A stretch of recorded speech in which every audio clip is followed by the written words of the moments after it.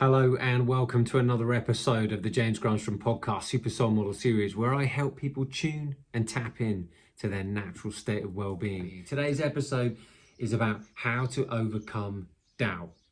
Doubt is one of the most paralyzing emotions that you can feel because you feel stuck and it's like you can't do anything about it. And in today's episode, I want to show you some ways in which you can overcome it.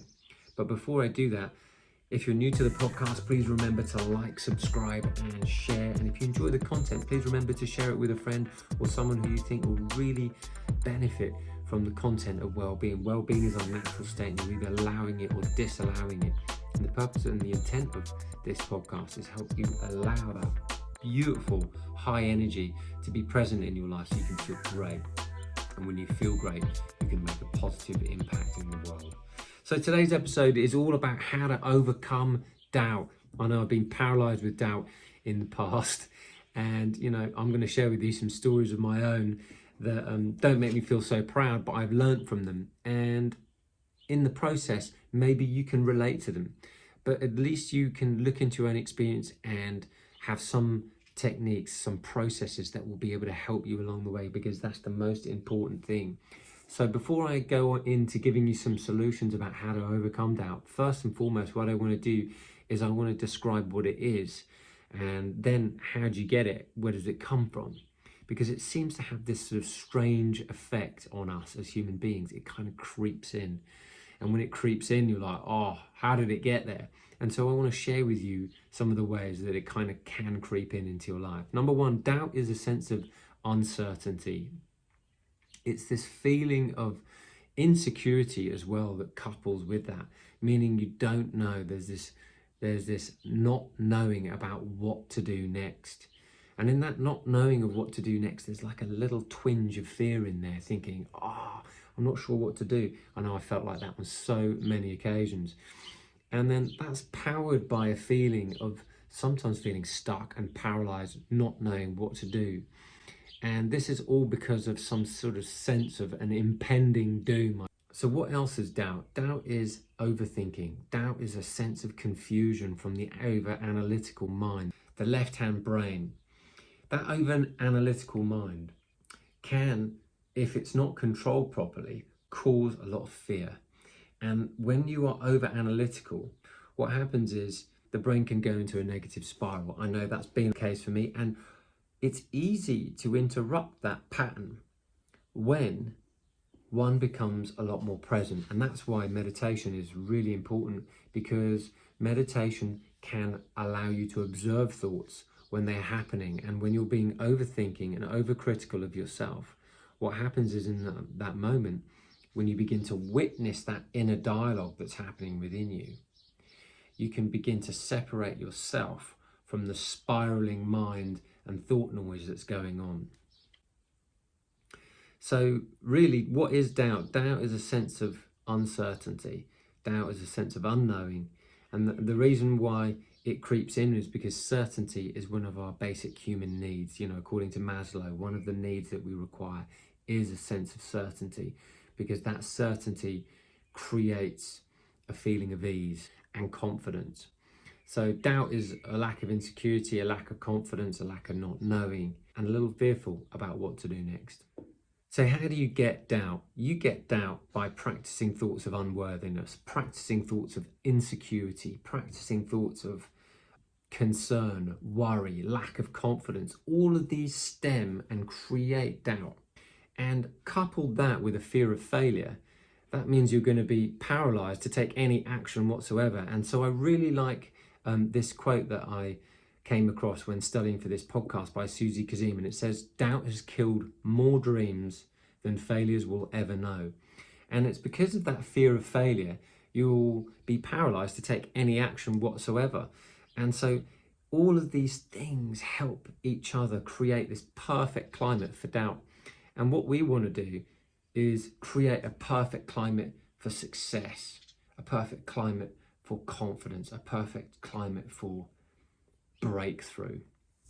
And so by practicing thoughts of unworthiness, you're just going to cultivate fear. You're going to cultivate a sense of doubt, and that doubt will stop you from doing pretty much anything. And it stems from past programming. It stems from your environment when you were growing up, and it stems from perhaps your parents and the vibes you picked up off your parents and their thought programs and their thought processes, and all those sort of idiosyncrasies that your family and the people that you're around at school, and perhaps even the people that you're around right now. So it plays out into your adult life.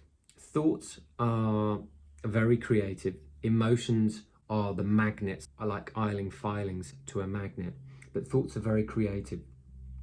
So the past programming of your parents can be playing into your psyche, can be playing into your vibe as you begin to live out your day-to-day experience. And those feelings of attracting doubt comes from a lack of confidence, a lack of clarity, a lack of self-belief.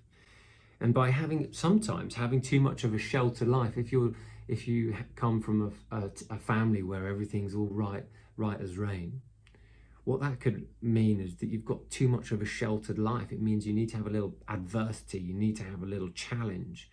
And so that means that could stop you from doing anything at all, because you're in your comfort zone the whole time. So sometimes having adversity is a very helpful thing, because it has to help you break out of the routines and structures and perhaps even thought processes that you would have normally if you came from a sheltered life.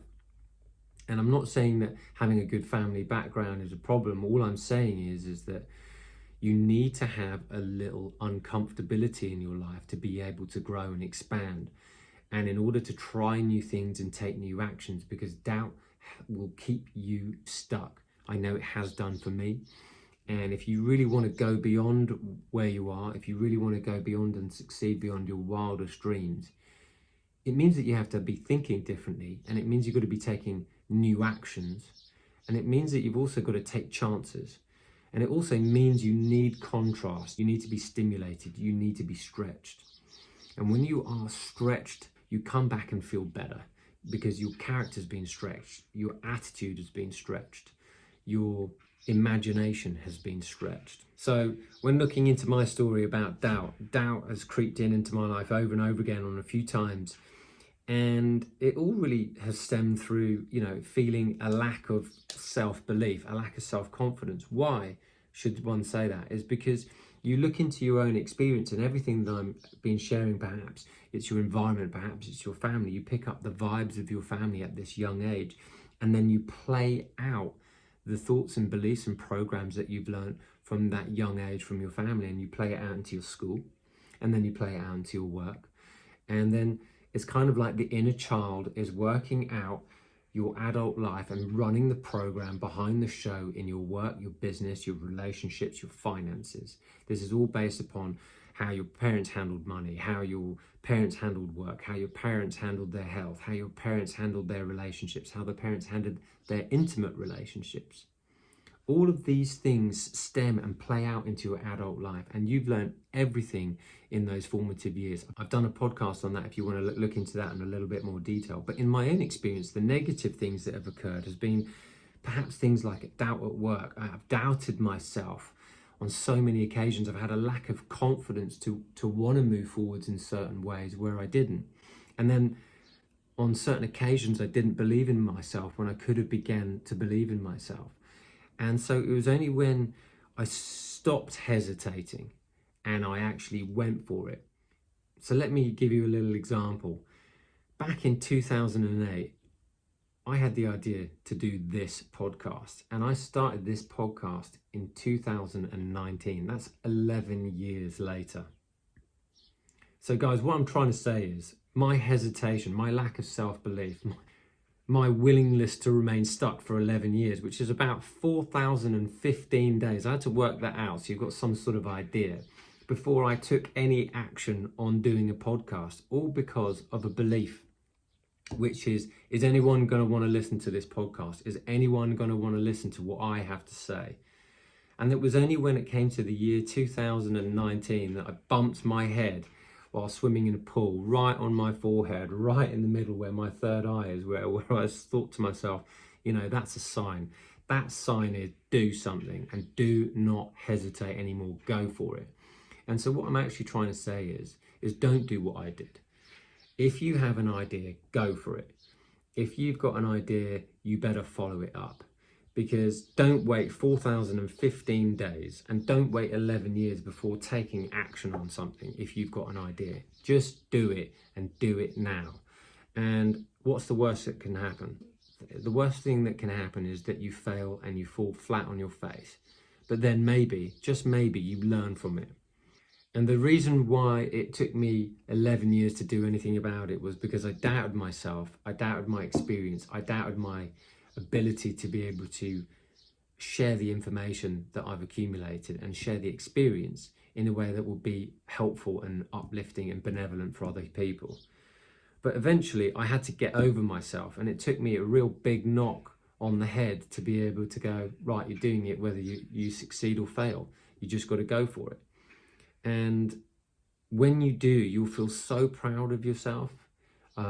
So for me, you know, the people that write in, the people that compliment and appreciate the episodes that I do, you know, makes it all so much worthwhile. But whilst I'm trying to uplift and help as many people as possible, this experience is also very cathartic for me, because I'm sharing my experiences in a way that shows you real life and real life solutions to the challenges that we all have.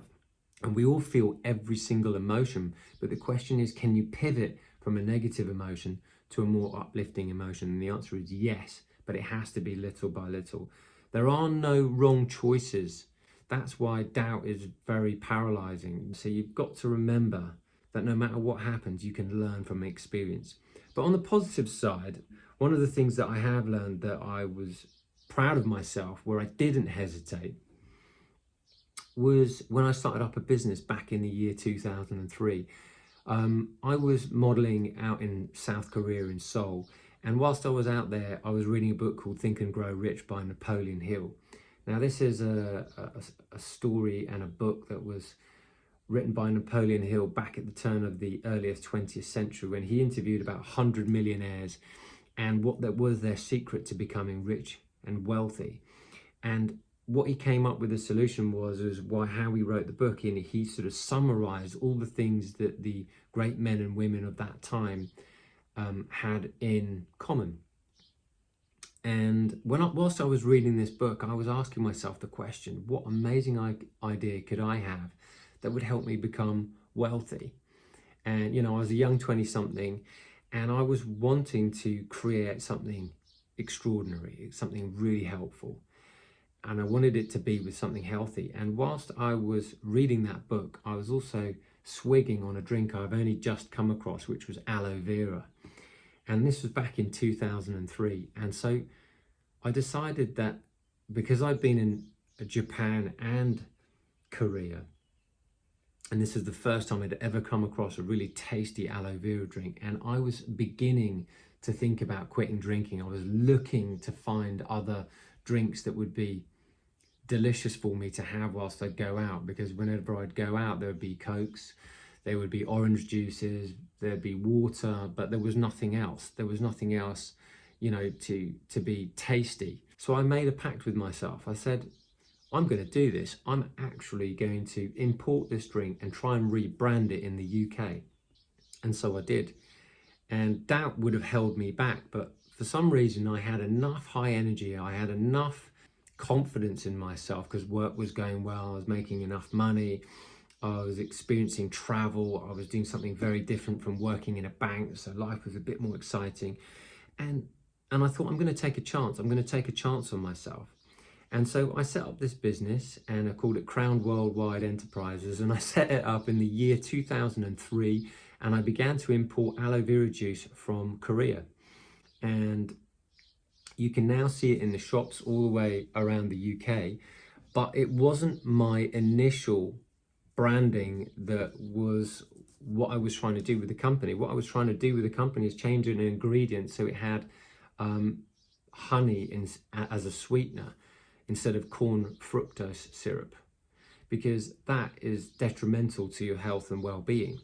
And so I was trying to change one ingredient and change it to a healthy ingredient. And if I managed to do that, then I've got myself a fantastic business, because I wanted to add benevolence to the world in terms of health and well-being, because I understood that, too much sugar in the drinks is not good for you, particularly young kids, because it can create high levels of ADHD. And that was me as a little kid. I had far too much energy because I was drinking far too much sugary drinks. And so I was trying to bring in a new drink that would be healthy for mind and body. And the story goes is that I managed to import it. I had a big crate turn outside my friend's house with about 3,000 bottles on it. And I managed to sell all those bottles, and I did it all myself. And I got it into Claridge's, I got it into Selfridge's, I got it into the Alan Yo restaurants, the Boosabourite Thai chains all around London. I got it into the Langham's Hotel. I got it into the Savoy. So I got it into some of the best places you could have. And I even got a top cocktail barman in London to create cocktails that I could give as a menu to certain restaurants and certain hotel bars that people would be able to add as a mixer. And so I did all of that over the years between 2003 and 2005. And I made a profit, and it was great. But what I learned in the process was that even though I didn't continue that business, I learned from that experience. And that experience taught me that don't try and do everything by yourself, which is what I was doing.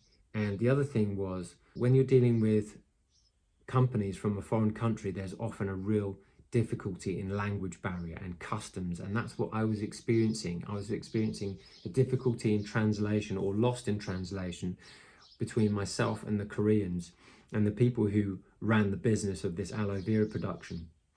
I was wanting to rebrand, rechange and change one of the ingredients, and they asked me if in order to change that ingredient, that high fructose corn syrup, and turn it into a healthy ingredient like honey instead, what will happen is that would cost me £250,000 to change that one ingredient, so that they could change that in the factory. Then I'd import it. So there's so much extra work for me to do, to put on the line.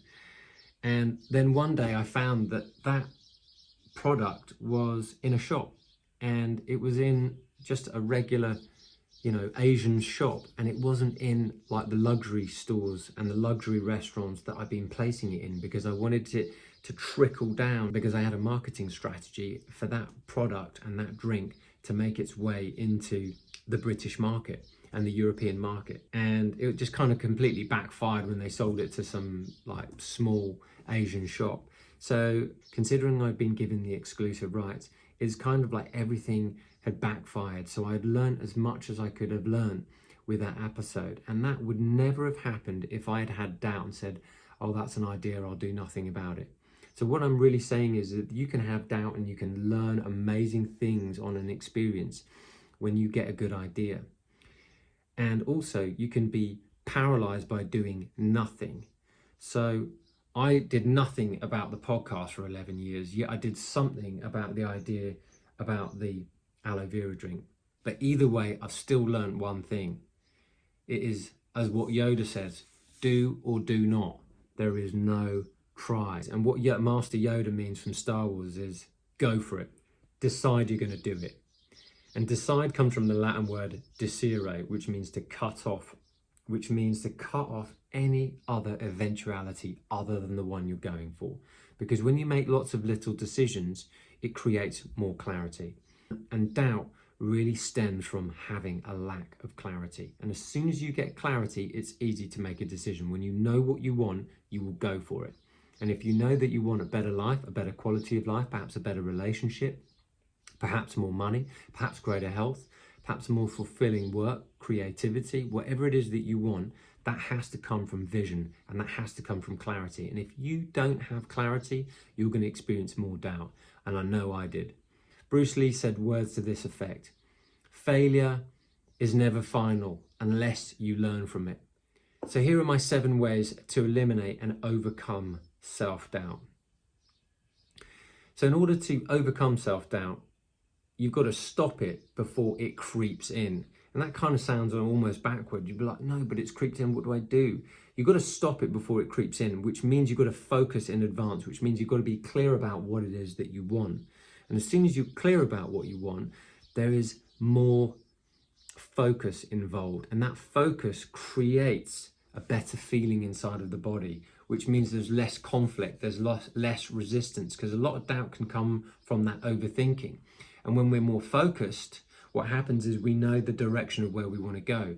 But when there's too much overthinking, shall I go this way? Shall I get that way? Is that the right person? Is that not the right person? All you're doing is sending mixed messages. And when you send mixed messages, there's no clarity, and that's when doubt creeps in. So you've got to recognize that doubt is an inner signal that what you're thinking and what you're feeling and the beliefs that you're holding are not in alignment. And so it's super, super important at that moment that if doubt begins to creep in, that you begin to have a little self-compassion. And that means by being gentle to yourself and saying, it's going to be all right. It's going to be okay. I've gotten this far. Words that are very gentle, uplifting, that self-talk with compassion and gentleness, as if you talk to a child, to just let them know it's going to be all right, is what you need to do. You need to soothe yourself in advance. You need to soothe yourself so that you slow that resistance down, because doubt is resistance. And number two, you've got to stop overthinking. You know, when you begin to worry, and you're overthinking, shall I go that way? Shall I go that way? All that's doing is hindering your success. It's hindering your movement to the outcomes that you want. So you've got to talk it down. You've got to begin to stop overthinking and just switch it up. You've got to do something fun, completely switch it up. Can you change your activity? Can you go off and do something else? One of the things that I like to do is go off and go for a walk. You know, I was feeling a little resistance yesterday, and so I decided that I'd go to the beach. And I was in a bad mood before I went to the beach. And I found myself like going, I've just got to go to nature. I've just got to go for a walk. And as soon as I went for a walk, as soon as I came back, I felt great. And then I began to do some external wall painting on the house. The house needed some paint. And so I did some painting. And the next thing I know, I did some really good painting for about 3 hours. My mind was really focused. I was relaxed. I had a nice shower. I had a nice bite to eat. Then I went to bed and I woke up and had a sound night's sleep. Really interesting that, because for a pocket of time, I was feeling that resistance. And that resistance is like doubt, worry, concern. What do I do? Overthinking. Do I do this? Don't I do this? And so you've got to look in your own experience. Can you mix it up? Can you switch your activity up if you're feeling that emotion of doubt? Because as soon as you begin to switch your activity, switch an exercise, maybe it's do some cooking. I always recommend going for a walk and getting out into nature, because that's very soothing. But it's really just about trying to switch that mindset up, because when doubt creeps in, it's there and then it's activated, and then suddenly you've got those feelings and emotions playing out in your experience, and then that just attracts more and more feelings on that vibe. So you've got to switch it up by doing something completely different. And you know, one of the things I love to do is exercise, walk, take a cold shower, whatever it takes for you to change that emotional state, get out of your head. That overthinking is what puts the brakes on our own well-being. So number three, don't compare yourself with others and where they're at, because as soon as you begin to compare yourself with others, what happens again is you start to get that worry, concern on. They're much further down the road than I am. Look how well they're doing. Look how well I'm not doing. You know, I've said this before, but Theodore Roosevelt said comparison is the thief of all joy. And if you're worrying what other people are doing and what they're thinking, and you're looking over your shoulder the whole time, you're never focused on your own game, which causes more worry and concern and allows you to stay there for longer. And that's only going to make it worse. So number four, pray for guidance. You've got to pray, and you've got to pray to a higher power, your inner being, whatever it takes, because when you pray, what happens is that the inner being within you, the God within, the goddess within, will listen. And once your vibe is high enough, you can receive the answers that you need. So whenever I've ever been challenged, I was brought up at Kathy, I'd be getting down on my knees saying, please God, please give me some guidance. Whatever that is for you, pray to that higher aspect of yourself. Maybe it's nature, maybe it's the sun, whatever it is for you. There is something guiding you from an eagle-eyed perspective, and it's guiding you, and it knows what you need, and it can show you the best place to go. This is the spiritual realm of yourself. And that soul aspect of yourself, that higher aspect of yourself, knows exactly what you need to fulfill your journey, to fulfill your destiny. but it cannot answer unless you're asking for help. So you've got to ask for help and get out of your own way. And you get out of your own way by praying. And so pray with expecting an answer. I remember having a challenge once and I was really worried about what to do. And I walked into a bookstore and the thing that I heard on the bookstore was the Beatles song, Let It Be. I'll never ever forget that, because that was at a time where I was like, do I join this agency? Do I not join this agency? Again, my analytical mind was overthinking. And the next thing I know, trying to find some console in some sort of book. And basically the song by the Beatles, Let It Be, says, there will be an answer, let it be. That was a sign. That was a sign for me to just go, it's going to be all right. If you're praying for guidance, maybe it's a rainbow you get. Maybe it's a song that you hear. Maybe it's an advert you see in the TV, whatever it may be. Maybe it's someone that sends you a nice text. Maybe it's something you come across on social media that's just a nice bit of words that does something for you. Whatever it is, pray for guidance and you will receive it. Ask and you shall receive. So get out of your own way, ask your soul to give you some assistance and wait for the answer. By the way, and that's why I always like to ask the universe, please orchestrate a nice sign for me today. So number 5, another way to overcome doubt and eliminate doubt is by having a great team around you. So talk to your trusted friends and your loving family and the people who have got your back, because speaking to people with a little wisdom and a little experience can always give you that recalibration that you're looking for. Speaking to someone with a little experience in life and with a little knowledge and who's steady, they're the best people to talk to, because they have managed to find that stable footing in life, and those are the people you want to converse with. Those are the people you want to be connecting with and asking for their advice if you need it, because whenever you're doubting, you need someone with stability in their energy and in their mindset who you trust to be able to converse with and connect with, because having someone like that in your corner is everything. So go speak to your supportive friends and families who've got your back and who can give you some really good validation, really good uplifting, positive talk to help you reset your path if you're experiencing any doubt. Now, number 6, another way to overcome your doubt is to recognize your own worth. A lot of doubt is stemmed, like I said earlier, from a feeling of inadequacy, a feeling of unworthiness, because you've got this fear of failure. You don't want to get it wrong, so you feel paralyzed whether you do or you don't, and then your mind's overactively thinking. So one of the little habits I like to have in place is affirmations. Now, one of the ones that you've got to have is about your self-belief. You've got to learn to be able to keep your own counsel, which means you've got to learn to trust yourself. Your own self-belief is one of your greatest superpowers. So when you begin to believe in yourself and begin to believe in the choices that you make, knowing that they're for your highest good and that they will serve you, that creates more power, that creates more personal empowerment. And that breeds confidence, and that confidence just creates this positive spiral.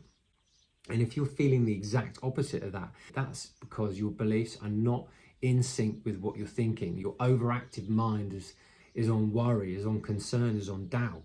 It's not on self-belief and confidence.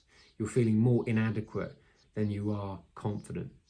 And so the affirmation that I always like to use is, why do I believe in myself? And why do I allow others to believe in me? And when you ask that question, why do I believe in myself? You can look into your own experience of where you believed in yourself in the past. Because when you can look back in the past and you go, well, I believed in myself and that worked out, and I believed in myself and that worked out. What that does is conjure up memories, which conjures up emotions, and those emotions become your new vibrational set point. And that's now the new software upgrade that you're dealing with in the now moment. The now moment is always changing based on the thoughts and the feelings that you're feeling. So if you can access memories that feel good, that showed you that you were confident in the past and you believed in yourself, you can bring that right into the now. And that's why I told you the story of me setting up my own drinks company, because I recognized that required a level of persistence and perseverance within me that I didn't have before, because I'd never tried anything like that. And yet it still worked out But eventually, when I put the company to bed, I learned a big lesson, which was learn to delegate, learn not to do it all yourself, and make sure you've got the right people around you. And so what's it like going to be in your own experience? And you can help activate those feelings again by asking yourself, why am I beginning to believe in myself? Why do I believe in myself? Where have I believed in myself in the past? And as you do, you can conjure those memories, because when you ask a good question, you get a good answer. And then that will show you evidence of confidence, that will show you evidence of success, hopefully, and that will show you evidence of where things have worked out really well for you. So number 7, how can you overcome doubt? You can overcome doubt by being gentle with yourself. You are your own harshest critic. We as human beings find our own thought space, our own inner dialogue, the harshest out of anyone. If you would be more gentle with yourself, you would be to, a younger child. You'd recognize, or a really good friend, you wouldn't be so harsh.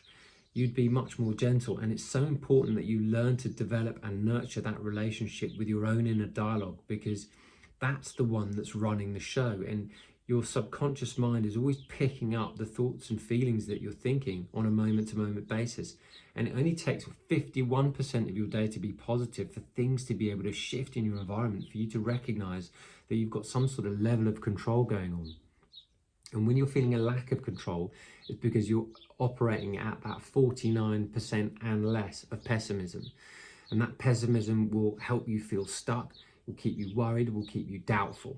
And so you've got to lean towards the positive, and you lean towards the positive by being gentle in your self-talk, by being gentle in your inner dialogue, telling yourself it's going to be okay, telling yourself it's going to be all right, recognizing that anything can turn around at any time, recognizing and telling yourself that, life is always working out for you. So you just got to be a little gentler with yourself and not be so harsh in your own inner dialogue and your own critique. So in closing, how can you stop doubt? You can stop doubt before it gets too big by spotting the red flags along the way. This is the indications. Not everything needs to be sunshine, lollipops and roses. What it needs to be is you've got this internal guidance system guiding you.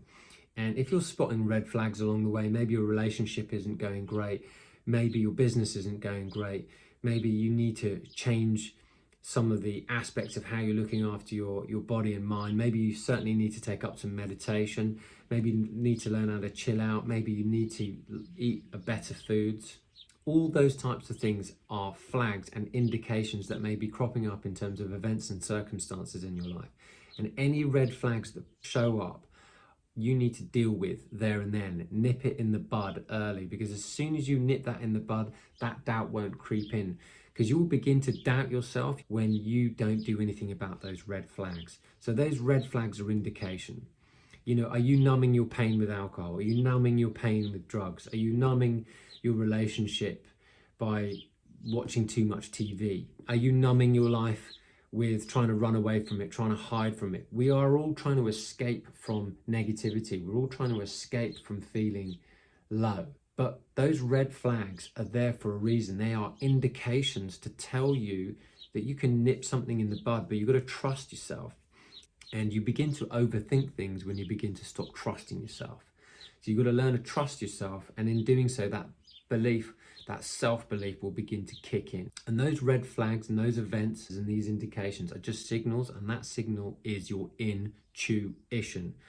And your intuition is there to guide you. It means the teacher from within. So begin to listen to it, and you'll notice that doubt will fade away, and it will be replaced with a sense of inner confidence, a sense of inner calm, a sense of inner knowing, a sense of self-respect, and a sense of worthiness. You have to learn to trust that voice. I hope you've enjoyed today's episode. I hope there's been some tremendous value here for you. It's been quite cathartic for me, because I share everything that happens to me in these podcasts.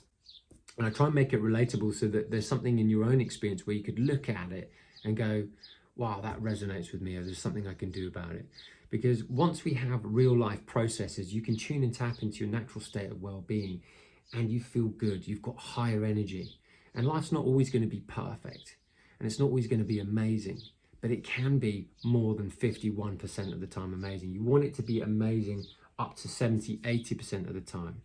And then 20% enough for contrast, for that growth, that expansion, that sense of being stretched, That's where you feel good. That's where the real joy of life lies, recognizing that there can be contrast and being cool with it. So anyway, I hope you've enjoyed today's episode. And if you have, please remember to give it a like, subscribe, and share. If you're on Instagram, why not go over and follow me on Instagram? Head over there, and if you've got any questions or anything you'd like to share about today's episode, why not tag me in a post on there and let me know what you've loved in today's episode. And if you want to learn how to meditate, please remember you can go over to my website and sign up for 7 ways to meditate in 7 days. That's absolutely free. All I ask is you exchange your email and sign up for that free course and get meditating straight away if you're new to meditation. And until the next episode, I wish you a wonderful week and green lights all the way.